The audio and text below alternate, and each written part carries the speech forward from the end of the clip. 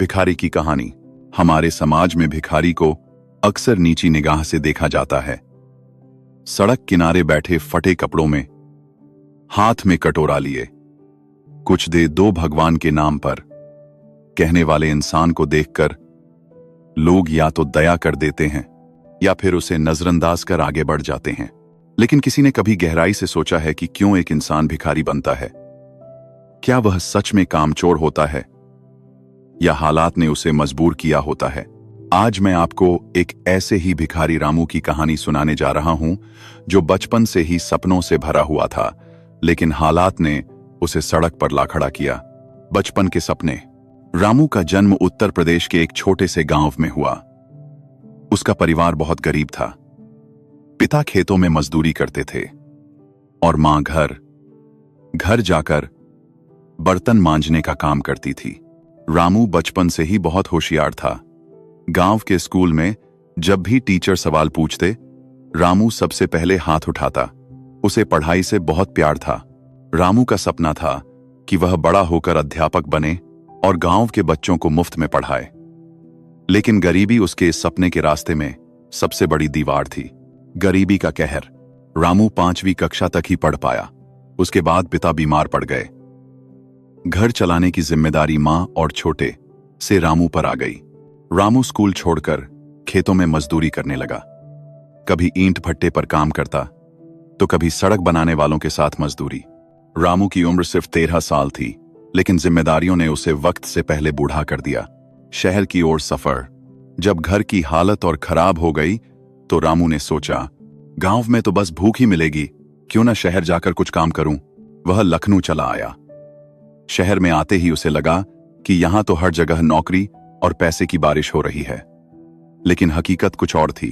छोटे छोटे होटल वाले, फैक्ट्रियों के मालिक सब बच्चे को देखकर कहते, तू तो अभी छोटा है, तुझसे काम नहीं होगा। रामू इधर उधर भटकता रहा, भूखा प्यासा। कई बार होटल से बचे खुचे खाने पर दिन गुजारता। धीरे धीरे वह टूटने लगा। भीख मांगने की मजबूरी। एक दिन भूख से बेहाल होकर रामू मंदिर के बाहर बैठ गया। पेट में चूहे कूद रहे थे। उसी वक्त एक बुजुर्ग साधु ने उसे देखा और कहा, बेटा, अगर पेट की आग बुझानी है तो भगवान के नाम पर कुछ मांग लो। रामू ने कांपते हुए हाथ आगे बढ़ाया। पहली बार उसे भीख में 5 रुपए मिले। उस दिन के बाद यह उसका काम बन गया। रामू अब हर सुबह रेलवे स्टेशन, बस अड्डे और मंदिरों के बाहर बैठ जाता। लोग कभी सिक्का डाल देते, कभी कुछ खाना दे देते। तिरस्कार और अपमान। रामू के लिए यह काम आसान नहीं था। हर रोज उसे अपमान झेलना पड़ता। कभी कोई कहता, अरे हटो यहां से, बदबू आ रही है।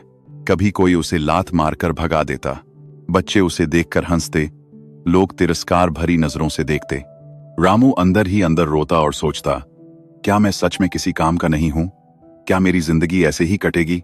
उम्मीद की किरण। एक दिन रामू रेलवे स्टेशन पर भीख मांग रहा था। तभी एक कॉलेज का लड़का उसकी ओर आया। उसने रामू से कहा, भैया, तुम भी इंसान हो, क्यों भीख मांगते हो? कुछ काम क्यों नहीं करते? रामू की आंखों में आंसू आ गए। उसने कहा, भाई साहब, मैंने बहुत कोशिश की, लेकिन कोई काम नहीं मिला। भूख के आगे सब हार जाता है। लड़के ने उसका नाम पूछा और उसे अगले दिन अपने कॉलेज के पास बुलाया। नई शुरुआत। अगले दिन रामू वहां पहुंचा। लड़के ने उसे एक छोटी चाय की दुकान पर काम दिलवा दिया। रामू सुबह से शाम तक मेहनत करने लगा। शुरू में उसे सिर्फ 1500 रुपए महीना मिलते थे, लेकिन वह खुश था क्योंकि अब उसे भीख नहीं मांगनी पड़ रही थी। रामू काम करते करते दुकान चलाना भी सीख गया। दुकान का मालिक उसे बेटे जैसा मानने लगा। संघर्ष से सफलता तक। कई सालों की मेहनत के बाद रामू ने थोड़ी थोड़ी बचत करनी शुरू की। उसने सोचा कि क्यों न अपनी छोटी सी दुकान खोली जाए। उसने एक चाय पकौड़े की ठेली लगाई। शुरुआत में मुश्किल आई, लेकिन धीरे धीरे उसका ठेला मशहूर हो गया। लोग कहते, रामू की चाय सबसे बढ़िया है। रामू अब भिखारी से दुकानदार बन चुका था। शिक्षा का सपना पूरा। रामू को हमेशा अपने अधूरे सपनों की कसक रहती थी। उसने ठान लिया कि वह गांव के गरीब बच्चों को पढ़ाएगा। शाम को जब ठेला बंद करता तो बच्चों को पास बैठाकर उन्हें पढ़ाने लगता। धीरे धीरे उसके पास 20-25 बच्चे आने लगे। गांव वाले कहते, रामू भिखारी था, लेकिन आज बच्चों का गुरु बन गया। निष्कर्ष, रामू की कहानी हमें यह सिखाती है कि हालात चाहे कितने भी बुरे क्यों न हों, इंसान अगर ठान ले तो अपनी जिंदगी बदल सकता है। भीख